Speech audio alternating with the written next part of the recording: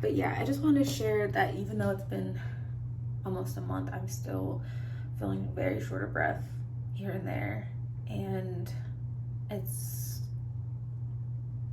sucks. I just want to get back to how life was, and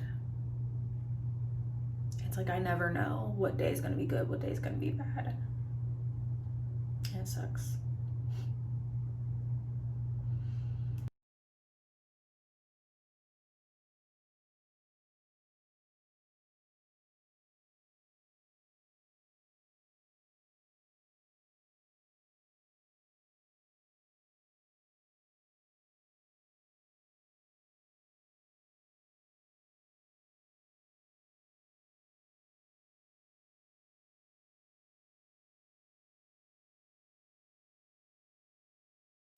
Hey guys, I'm sure I look a lot better than I did in my last video, because in my last video I was about 14 days deep, which was the end of my quarantine time. I picked up my camera about 2 days after I started to feel like I could eat solid foods and be a human being. So I just kind of want to give you guys a COVID update on after 14 days of quarantine and after you're supposed to be contagious. So when you get COVID-19, test your positive result. From the day of your first symptom, you have to stay quarantined for 10 to 14 days. After this time, you're said to not be contagious anymore, and the virus has run its course. So I stayed in my house an additional 4 days just to make sure I was feeling good. I had no symptoms, and I was like, all right, like I think I'm good. So day 18, I went to Target and was just walking around, casually browsing in the makeup aisle, essential. And I felt so short of breath. I literally was like in fight or flight mode. I was like plotting in my head, okay, what happens if I pass out? Because I was so close to feeling like passing out. I was just like playing the scenario in my head, like, okay, someone's gonna run over, find me. They're gonna call the ambulance, like I don't know. So what happened was I just like kneeled down in the aisle and like I was looking at stuff and just caught my breath. I was feeling really hot in the ears, nauseated. Once I sat there for a second, I started to collect myself. I was like, okay, let me just grab what I have, check out, and go. So I sat in my car. I called my mom. I was crying because I was so afraid, because I've never had lung issues in my life. So this is someone who has no underlying conditions, no asthma attacks ever in life or anything like that. So whenever I got there, I was just like, or whenever I got in my car and talked to my mom, I was like, Mom, like that was so scary. I'm trying to catch my breath. She's freaking out, of course. I'm in Atlanta without family, really. I have friends here and stuff, but my family is back home. So my mom freaks out a lot. So I called her just to update her on everything going on. And so after that, I stayed my butt in the house for another several days. So this is now day 23 and I feel good again. I actually have been doing, for all my respiratory peeps, incentive spirometry at home. So I got an incentive because, you're home, you don't have the same luxuries as we do in the hospital to prevent pneumonias and atelectasis. For all my non-respiratory people, while you're in the hospital, they give you that thing that you suck into and you get to a certain level and they want you to practice that, and they're just annoying about it. Yeah, that's important. Honestly, I did it as much as I prescribed to my patients for the first couple days having it, and I feel a lot better. So I'm thinking that I was really short of breath because I was either like hypotensive or hypovolemic from not eating much for the past 2 weeks that I was sick. And also I think I had a little atelectasis. I was literally in my bathroom listening to breath sounds to myself because I was like, let me see. So my bases were a tad diminished, which scared me.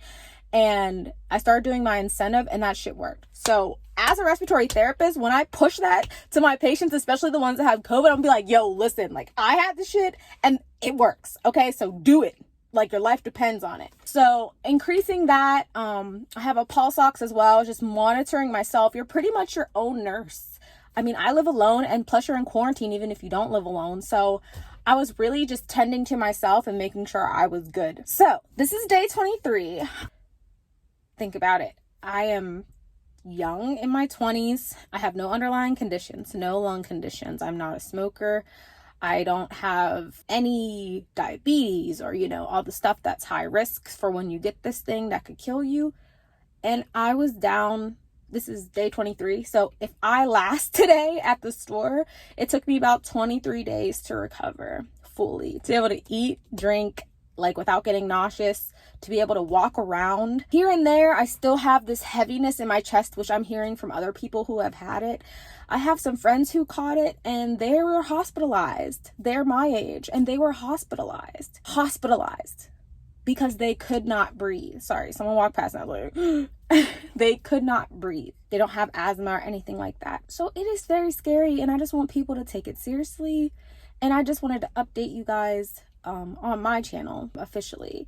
I've had slight headaches since, and also like I have one right now, and I have to chug water. I get dehydrated really easily, and the shortness of breath on occasion if I do too much. I've been walking to my mailbox every day just for some exercise. Keep moving and keep your lungs open, because pneumonia is what seemingly kills people and makes them have the hardest time breathing. So if you're laid up for a long time, you honestly are more at risk. So I think it's important to get that out there as well. If you're home quarantined, you need to do your best to get, honestly, I don't know how to get incentive barometers to people, but that's very important for someone who's home quarantined. I wonder if that's something like I should be advocating for or something. But anyways, yes, I just want to update you guys. Thank you for watching me. Thank you for being interested in what I have to say. And God bless you all who prayed for me and checked in on me. Wear your mask. Wear your mask.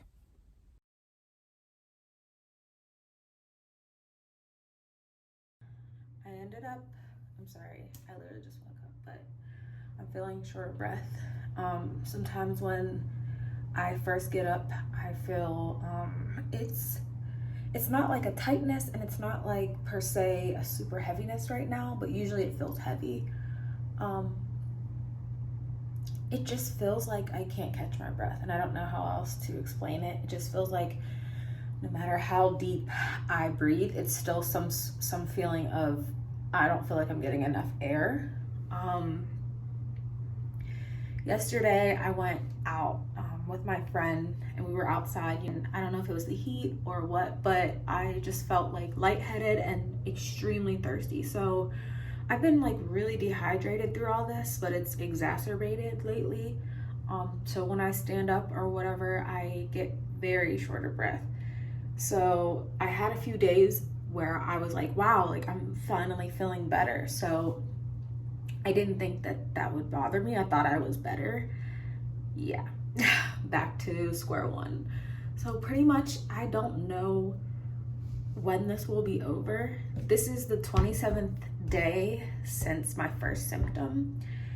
And I'm just like, how long will it be until I can just have, no more shortness of breath? I don't have asthma, mind you guys. I have no respiratory diseases underlying at all. Sorry. And then it's like, I'll have a day where it's like this, like I'll wake up and I'm short of breath. So I'm really just getting frustrated because it's hard to track. It's like, am I short of breath because I was down so long and I wasn't using my lungs? Do I need to keep using them? Or is it that it's the effects of what COVID does to your lungs? So I'm not sure. It's like, I'm gonna actually go get my pulse ox and see how I'm feeling right now. But when I first stand up, and if I'm out in the heat, and if I'm moving around a lot or walking around a lot, I get short of breath as if I've had asthma my whole life, and I've never had it. So I'm just like holding on to hope that this will go away by the end of the month. But yeah, I just wanted to share that even though it's been almost a month, I'm still feeling very short of breath here and there, and it sucks. I just want to get back to how life was, and it's like I never know what day is going to be good, what day is going to be bad. And it sucks.